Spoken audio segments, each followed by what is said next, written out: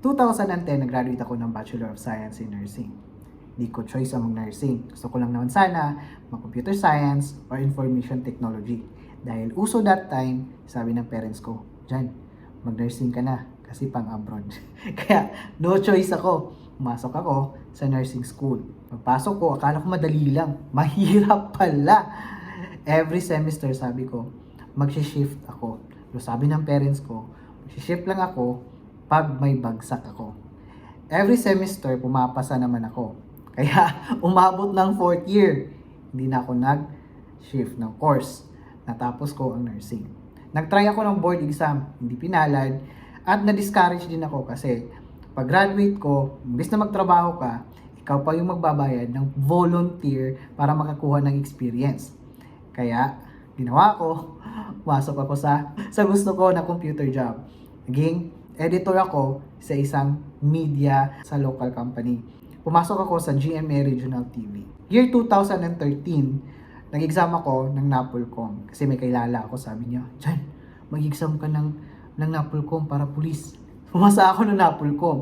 So, plano ko sanang magpulis. Year 2015, after ng kasal namin, sabi ng misis ko, wag ka nang magpulis. Natakot siya.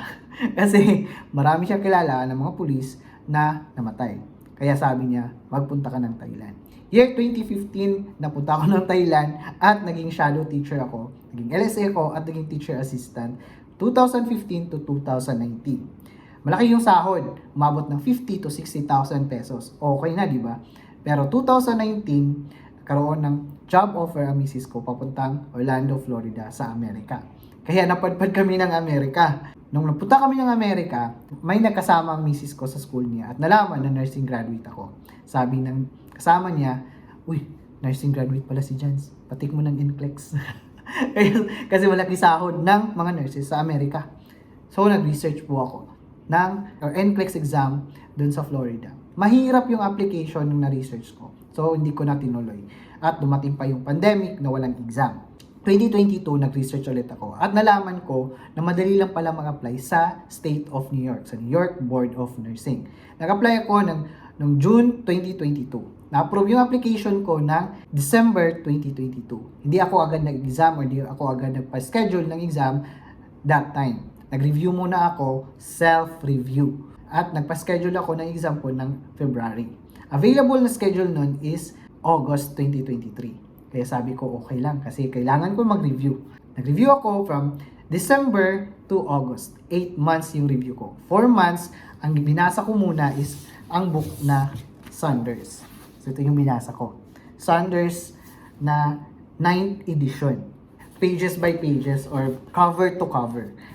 4 months ko siyang binasa. December, February, March, and April.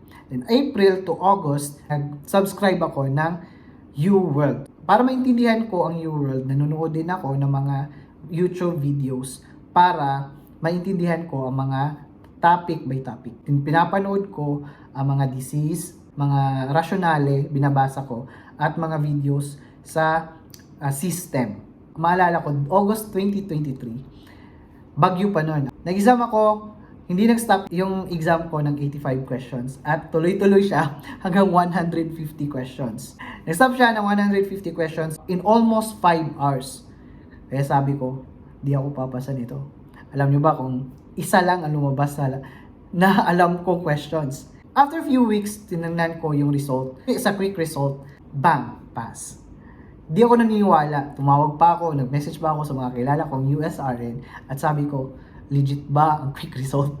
Sabi nila, oo, 100% legit. Hindi pa nag-sink in yung, di ako makapaniwala. Sabi ko, totoo ba ito? One take NCLEX RN exam? Nag-sink in siya after few months. Na alam ko, USRN na pala ako. Then, December 2023, dumating yung letter parchment ko na napapatunay na legit USRN ka na. Sabi dito, Registered Professional Nurse. Totoo na talaga to. Di man binigay ng Panginoon ang mga hinihingi mo ngayon, tsak, may bibigay siyang best for you. Thank you for watching.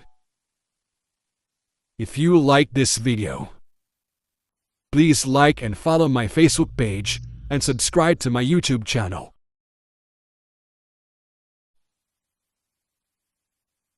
To God be the glory.